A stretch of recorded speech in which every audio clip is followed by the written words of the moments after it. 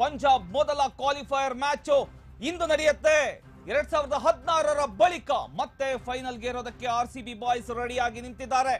King Kohli, Jitesh Sharma, ಪಿಸಾಲ್ಟ್ ಮೇಲೆ ಎಲ್ಲರ ಕಣ್ಣು ಬಿದ್ದಿದೆ. ಇಂದಿನ ಒಂದು ಪದ್ಯ ಒಂದು ರೋಚಕತೆಯಿಂದ ಕೂಡಿರುತ್ತೆ.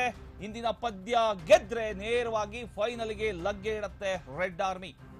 14 ವರ್ಷದ ಬಳಿಕ ಟೇಬಲ್ ಟಾಪ್ ಆಗಿ ಡೈರೆಕ್ಟ್ ಆಗಿ ಫೈನಲ್ ಸೆಣಸಾಟಕ್ಕೆ ಮುಂದಾಗಿದೆ. ಇಂದು IPL 18ನೇ ಆವೃತ್ತಿಯ ಮೊದಲ ಕ್ವಾಲಿಫೈಯರ್ ಪಂದ್ಯ ಇದಾಗಿದೆ. ಪಂಜಾಬ್ ತವರು ನೆಲದಲ್ಲೇ ಮೊದಲ ಕ್ವಾಲಿಫೈಯರ್ ಪಂದ್ಯ ಆಡ್ತಾ ಇದ್ದಾರೆ.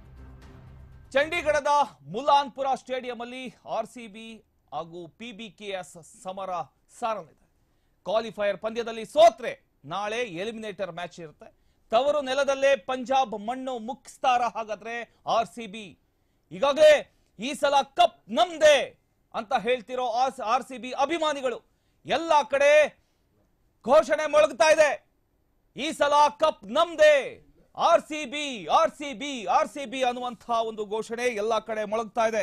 RCB ತಂಡ IPL ಅಲ್ಲಿ 3ನೇ ಬಾರಿ ಕ್ವಾಲಿಫೈಯರ್ ಅಂದ್ರೆ 1ರಲ್ಲಿ ಆಡಲಿದೆ. ಈ ಮೊದಲು ತಂಡ 2011 ಹಾಗೂ 2016ರಲ್ಲೂ ಕೂಡ ಅಗ್ರ 2ನೇ ಸ್ಥಾನ ಪಡೆದಿತ್ತು. 2011ರಲ್ಲಿ ಕ್ವಾಲಿಫೈಯರ್ 1ರಲ್ಲಿ ಸೋತು ಬಳಿಕ ಎಲಿಮಿನೇಟರ್ ಗೆದ್ದು ಫೈನಲ್ಗೇರಿದ್ದ ತಂಡ 2016ರಲ್ಲಿ ಕ್ವಾಲಿಫೈಯರ್ 1ರಲ್ಲಿ ಜಯಗಳಿಸಿ ನೇರವಾಗಿ ಫೈನಲ್ ಅನ್ನ ತಲುಪಿತ್ತು. ಅತ ಪಂಜಾಬ್ ತಂಡ ಕಳೆದ 11 ವರ್ಷಗಳಲ್ಲೇ ಮೊದಲ ಬಾರಿ ಕ್ವಾಲಿಫೈಯರ್ 1 ಆಡ್ತಾ ಇದೆ. ತಂಡ 2014ರಲ್ಲಿ ಕ್ವಾಲಿಫೈಯರ್ 1ರಲ್ಲಿ ಆಡಿದ್ದು, ಅದರಲ್ಲಿ ಸೋತ ಬಳಿಕ ಎಲಿಮಿನೇಟರ್ ಗೆದ್ದು ಫೈನಲ್ ಪ್ರವೇಶಿಸಿತ್ತು. ಒಟ್ಟಿನಲ್ಲಿ ಇವತ್ತಿನ ಒಂದು ಪಂದ್ಯ ಏನಿದೆ, ಇವತ್ತಿನ ಪಂದ್ಯ ರಣ ರೋಚಕದಿಂದ ಕೂಡಿರುತ್ತೆ.